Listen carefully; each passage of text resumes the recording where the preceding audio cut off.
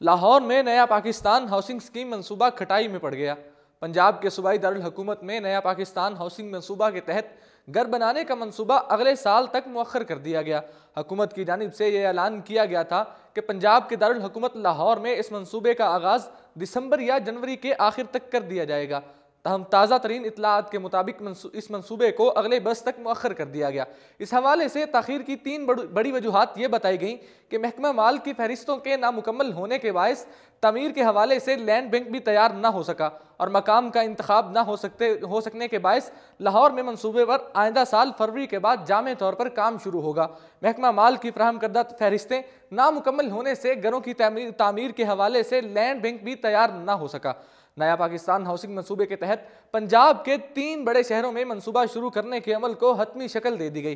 तहम सूबाई दारुल हुकूमत लाहौर में घर बनाने का मंसूबा अगले साल जनवरी तक मुअख्खर कर दिया गया। आइंदा साल फरवरी के बाद लाहौर में घरों की तामीर के प्लान पर जामे तौर पर काम शुरू किया जाएगा।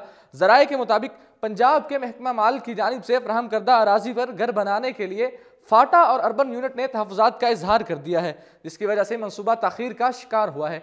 मंसूबे के लिए LDA की गैर आबाद स्कीमों को भी इस्तेमाल करने पर गौर किया जा रहा है। इस हवाले से सूबाई वज़ीर हाउसिंग मियां महमूदुर रशीद ने भी इस अमर की तस्दीक की है कि नया पाकिस्तान हाउसिंग स्कीम के लिए ताहाल किसी मकाम का हतमी इंतखाब नहीं किया जा सका।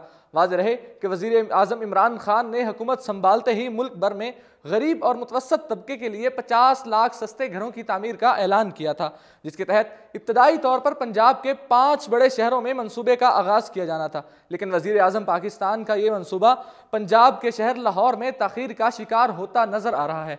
इसी के साथ मुझे दीजिए इजाज़त और देखते रहिए उर्दू पॉइंट।